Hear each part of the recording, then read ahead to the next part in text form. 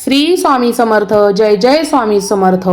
मी अमृता भंडारी. आजचा विषय फार खास आहे, कारण आज आपण बोलणार आहोत रथसप्तमीच्या दिवशी केला जाणारा सूर्य उपासनेचा एक प्रभावी उपाय, जो श्रद्धेने केला तर शरीरासोबत मनालाही नवीन ऊर्जा मिळते.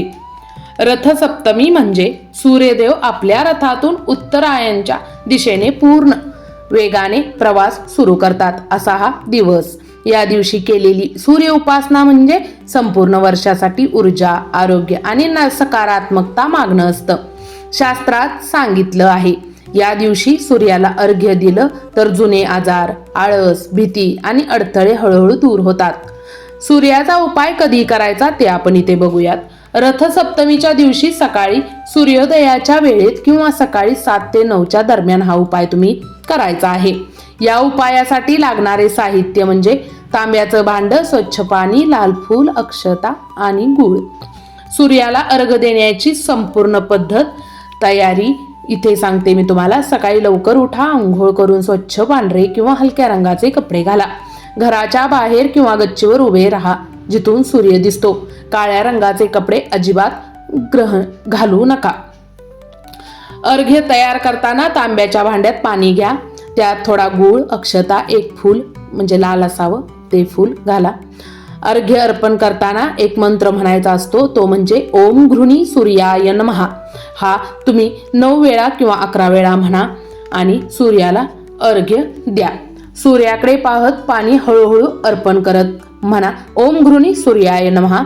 मंत्र म्हणता येत नसेल तर एवढंच मनापासून बोला, हे सूर्यनारायण, माझ्या आयुष्यातील अंधार दूर करा आणि मला आरोग्य व बळ द्या.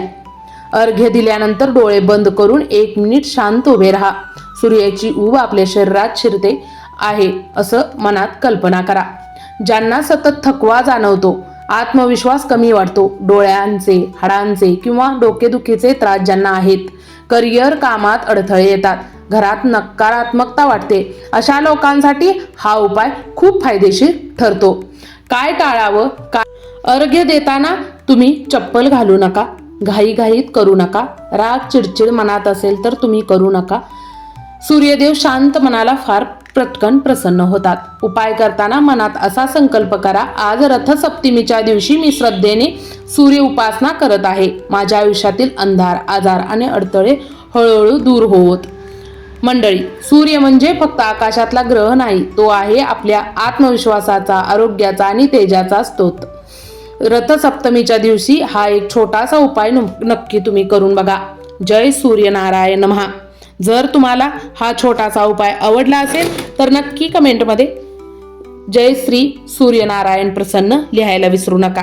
लवकरच भेटू अशाच एका व्हिडिओमध्ये. तोवर स्वतःची काळजी घ्या आणि आपल्या घरातल्यांचीही काळजी घ्या. धन्यवाद, धन्यवाद, धन्यवाद.